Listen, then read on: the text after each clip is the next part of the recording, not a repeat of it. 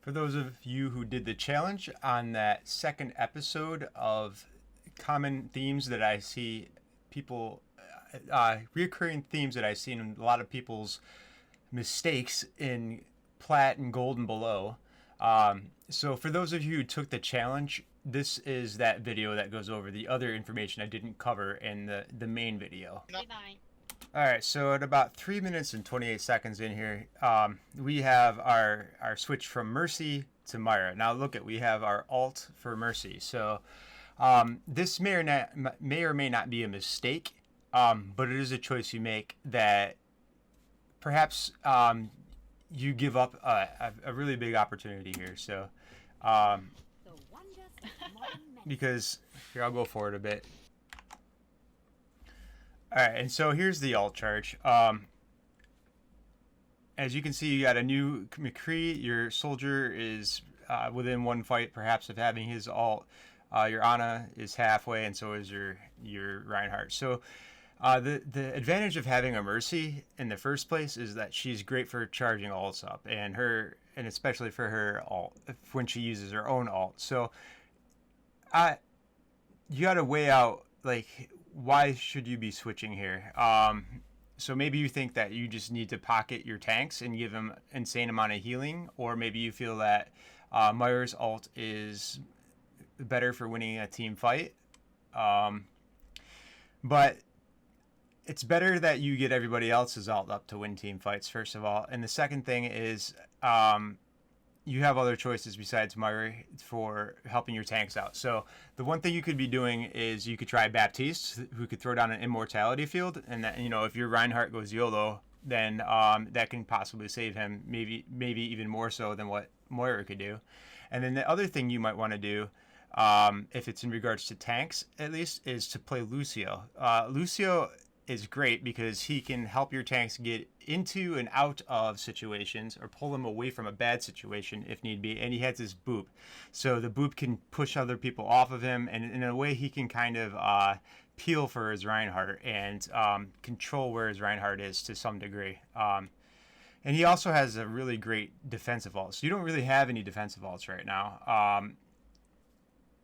I mean, you do have the possibility of building up that Myra defensive ult, but it's not the same. It's not the same as like having Transcendence. That can definitely cancel out something like maybe a grab combo to some degree.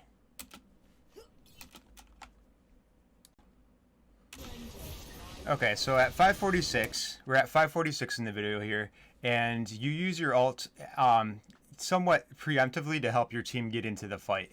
But your Reinhardt is not currently engaged with the front line, so your tanks have not clashed yet. You just use it to get them, to push them in there.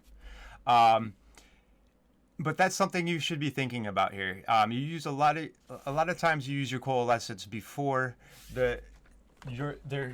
either team is engaged in an actual team fight, or the two front lines, the two tank lines are clashed and invested in a real fight. Now, if you actually wait for the tanks to be fighting and for a real team fight to be going on, you get some additional bonuses. So, for instance, perhaps the enemy team starts using their cooldowns. So if they've already used their cooldowns, they have less ability to respond to when you do ult. You get those out of the way, and then you ult. And you're more likely to be successful. The second thing is, there's a time between so if you use your ult the way you are right now, there's a time between when you first cast it and when your tanks can actually push into battle. So there's this travel time between your front line and like getting into fights, and you lose some time there. It's not the best, but if you wait until they're actually all up in there, then you have everybody in the same place, first of all, so you're doing you can focus on just doing damage on the one singular area, and then second of all, you don't waste time. It's like immediately you're doing something productive.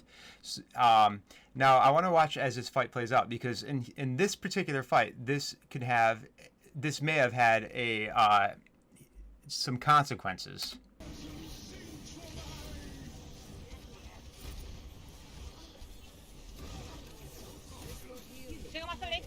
Behind. So you didn't really get too much done with that ult, first of all. I mean, you did kind of, but your team's all spread out now, and your Reinhardt's way over here low on health.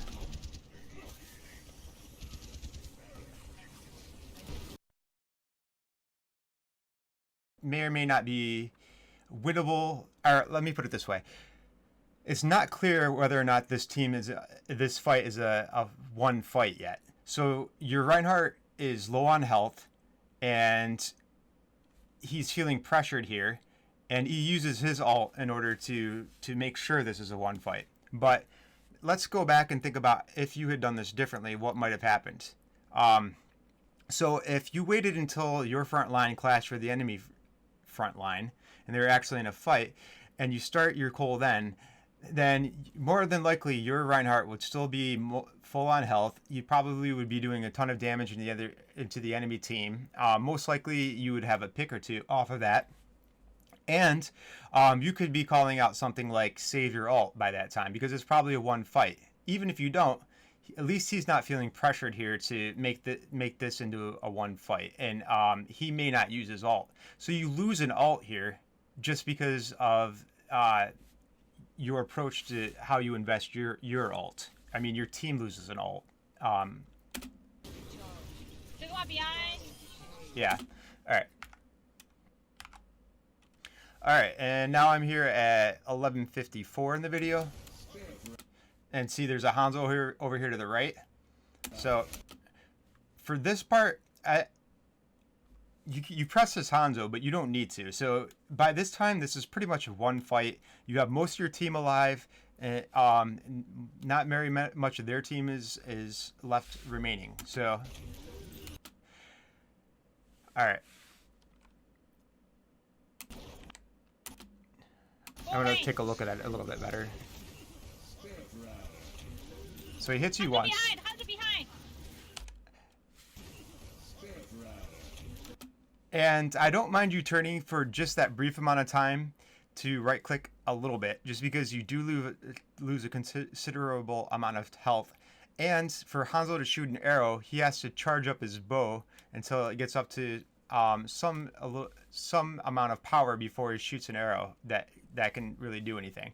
So I'm only speaking about this very small fraction of a second right here. After that, like when you know he's about to be shooting, you should not be on the screen anymore. You did fade there, great, but like you go back in. Behind. Now, this is about risk versus reward. That's the key principle here. This is a lost team fight. If the Hanzo can get a pick on you specifically, our healer, that is valued for him, because he's dead either way. But if he can stagger you, or maybe give somebody on his team, the rest of his team, an advantage if they get to the fight before you do, then that's worth. So you give him a possible opportunity to do something valuable, even though he's already at a disadvantage. And you have the rest of your team here. You have, well, as you can see, Careful. you have your Zarya and your soldier that are able to push in on this Hanzo. So they're better designed to do this job. Let them do it. You're using the Myra in a way that she's not specifically. It's not to her advantage. It's to their advantage. Like your Hanzo's definitely going to destroy this dude, and so is your Zarya. And if your Zarya is there, then like you're not going to do anything. Not really. So why press this? Is what I'm saying.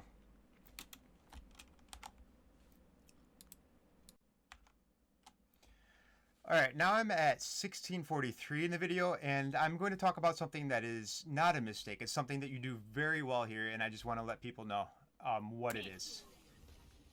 All right, so there's a Bastion comp on the other team. Bastion there.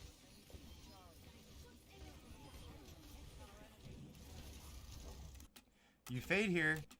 you throw a damage orb and you right click to get the bastion. Now this is good because there's something I want to teach people. For Bastion, for Reaper, and for Pharah, like in a pharmacy, a lot of times, those DPS do more damage to you that are more damage to whoever they're focusing than you as a healer can heal up. So the longer that fight goes on, the higher chance that DPS has to actually killing whoever you're healing, because you can't out heal them, heal the damage. So in this case, it's actually better to join in and right click or do damage, no matter what healer you are, to do damage to the target here. So whether it be Bastion, Pharah, Reaper, etc., help whoever it is by doing damage instead of healing. The enemy is dead, then you can heal it up, because there's a chance your teammate will survive if you help do enough damage to kill the enemy. However, if you go to healing instead, you're more likely to not save your teammate either way. So, good job here. And that tip is very important. That's a tip that got me from plat into diamond, is just realizing, or it was one big tip that helped me a lot, is realizing sometimes as a healer it's more important to be doing damage, because damage will win a fight, while healing is only going to help you extend them. It's only going to extend the amount of time available to win the fight. So doing damage reduces the amount of shares in the workload, in order, so because damage is what wins a fight, so you're sharing in the workload with everybody else, so they're not doing as much work in order to win. So if you realize that you can do damage, kill somebody, and then heal in a safer environment, then oftentimes that can be the difference between whether or not your team survives and captures a kill. And recognizing those moments is important. And certainly with those DPS that I just explained about, that's the case. But also, there's other scenarios where it's not just about one DPS player. It's more about reading the situation. But that's just a little bit of a nice little tip for you. All right, so that's everything I wanted to discuss. There was perhaps a few other little small things in there. I just didn't think they were significant to bring them up. If you enjoyed this project or this challenge, let me know if you found anything perhaps that I didn't find, or if you learned something new. I'd be happy to hear that too. Would you like to see more of this in the future? Anything you want to discuss there, you can leave that down in the comments. And I appreciate that you sat through all of this and got to this point. So, thank you.